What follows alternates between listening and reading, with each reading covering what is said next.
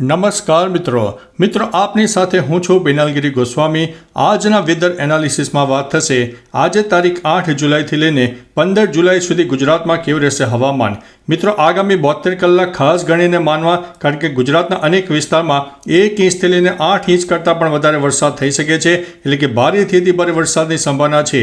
ત્યારે મિત્રો બીજી તરફ અન્ય આગાહીકારોએ વરસાદના વિરામની પણ જાહેરાત કરી છે, પરંતુ ચોક્કસથી મિત્રો વરસાદ વિરામ લે તો પણ ગુજરાત ઉપર મોટો ખતરો દેખાઈ રહ્યો છે।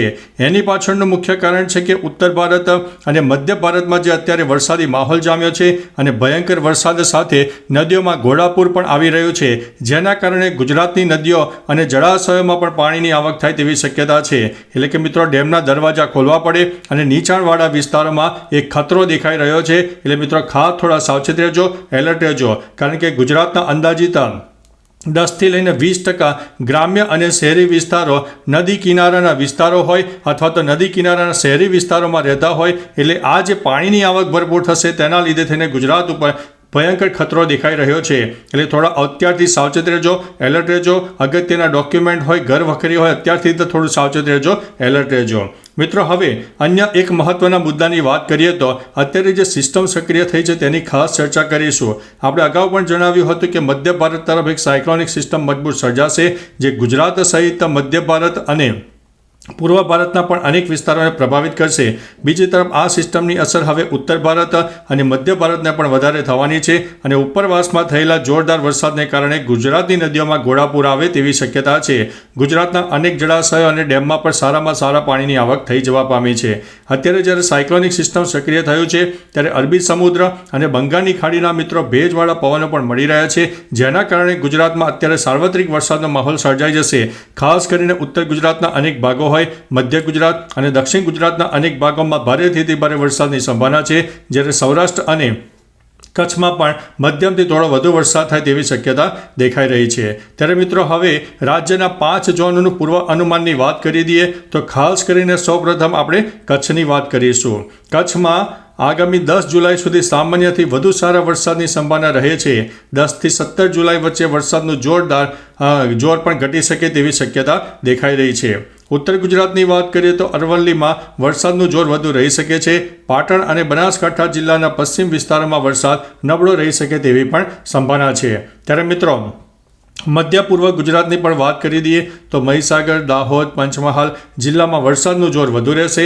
અમદાવાદ, ખેડા અને આણંદમાં સામાન્ય વરસાદની શક્યતા રહે છે। સૌરાષ્ટ્રની વાત કરીએ તો સૌરાષ્ટ્રમાં સામાન્યથી વધુ વરસાદની શક્યતા। દ્વારકા, પોરબંદર, જામનગર, રાજકોટ જિલ્લામાં વરસાદનું જોર વધુ રહેશે, જોકે દરિયાકાંઠાના નજીકના વિસ્તારમાં 10 જુલાઈ બાદ વરસાદનું જોર ઘટી શકે તેવી પણ સંભાવના છે। ત્યારે મિત્રો બીજી તરફ દક્ષિણ ગુજરાતની પણ વાત કરી દઈએ તો દક્ષિણ ગુજરાતમાં આગામી 17 જુલાઈ સુધીમાં દક્ષિણ ગુજરાતમાં સામાન્યથી વધુ વરસાદની સંભાવના છે। 18 જુલાઈ બાદ દક્ષિણ ગુજરાતમાં પણ વરસાદનું જોર ઘટી શકે છે અને બીજા પખવાડિયાથી ઓછો વરસાદ થાય તેવી સંભાવના છે।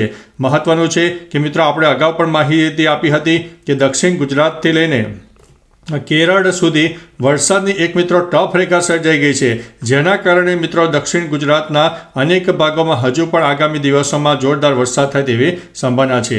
ત્યારે મિત્રો છેલ્લા 24 કલાકમાં 209થી વધુ તાલુકામાં વરસાદ નોંધાઈ ગયો છે।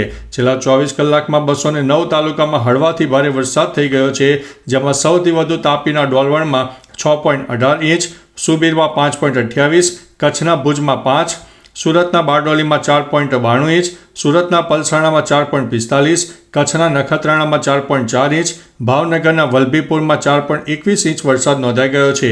આ ઉપરાંત રાજ્યના 23 તાલુકામાં 2 થી લઈને 4 ઇંચ કરતાં વધુ વરસાદ નોંધાયો છે, જ્યારે 48 તાલુકામાં 1 ઇંચથી લઈને 2 ઇંચની આસપાસ વરસાદ નોંધાઈ ગયો છે। ત્યારે મિત્રો ગઈ 16 જૂનથી રાજ્યમાં થયેલી ચોમાસાની એન્ટ્રી બાદ માત્ર 17 દિવસમાં મેઘરાજાએ આખા રાજ્યને કવર કરી લીધું છે।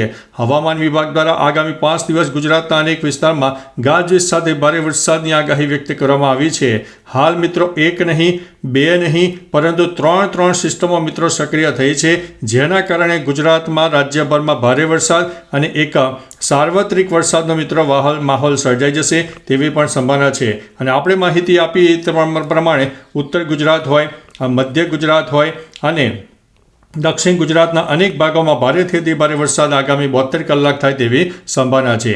ત્યારે મિત્રો બીજી તરફ ગોધરામાં જે જળબંબાકાર થયો છે તેની પણ માહિતી આપી દઈએ. ખાસ કરીને ખુલ્લી ગટરમાં બાઇક ચાલક ખાબકી ગયો હતો. સોસાયટીમાં પણ પાણી ભરાઈ ગયા હતા. માર્ગો પર નદીઓ વહેતી થઈ છે અને લખતરમાં રહેણાંક વિસ્તારો પણ મકાન ધરાશાયી થયા છે.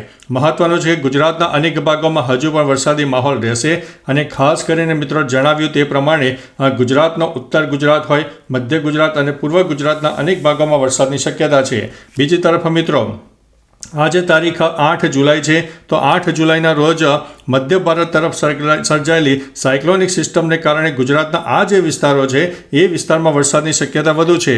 ખાસ કરીને બનાસકાંઠા હોય, સાબરકાંઠા હોય, અરવલ્લી હોય, ઉપરાંત મહેસાણા, ગાંધીનગર, મહીસાગર, પંચમહાલ હોય, દાહોદ, છોટાઉદેપુર, નર્મદા, વડોદરા, સુરત, તાપી, ડાંગ, નવસારી, વલસાડ, ગીર સોમનાથ, જૂનાગઢ, અમરેલી, ભાવનગર, દેવભૂમિ, દ્વારકા સહિત અનેક વિસ્તારમાં મધ્યમથી ભારે વરસાદ થાય તેવી સંભાવના છે. જ્યારે કચ્છ અને સૌરાષ્ટ્રના બાકી રહી ગયેલા વિસ્તારમાં છૂટાછવાયા વરસાદ ચાલુ રહેશે. એકંદરે મિત્રો સાર્વત્રિક વરસાદ આપણને આગામી તારીખ 8, 9 અને 10 જુલાઈ સુધી જોવા મળશે અને 9 અને 10 જુલાઈથી ફરીથી આ સાયક્લોનિક સિસ્ટમની વ્યાપક અસર જોવા મળશે. રાજસ્થાન અને મધ્ય ભારતના અનેક ભાગોમાં જોરદાર વરસાદ થાય અને તેના લીધે થઈને ગુજરાતની નદીઓમાં ઘોડાપૂર આવે, કારણ કે બધી બાજુથી પાણીની આવક શરૂ થતાં ગુજરાતની નદીઓમાં પાણીની આવકમાં વધારો થશે. અનેક ક્યુસેક પાણી છોડવાની ફરજ પડે એટલે નીચાણવાળા વિસ્તારો મિત્રો એલર્ટ થઈ જજો. અત્યારથી જ તમને ચેતવણી આપી દઈએ છીએ, પછીથી ભારે નુકસાન થયા પછી આપણે કોઈ વસ્તુ હાથમાં રહેતી નથી. તો ચાલો મિત્રો ફરીથી દેશ અને દુનિયાના તાજા સમાચાર અને હવામાનની લેટેસ્ટ માહિતી લઈને મળતા રહીશો. ત્યાં સુધી અમને રજા આપશો. નમસ્તે.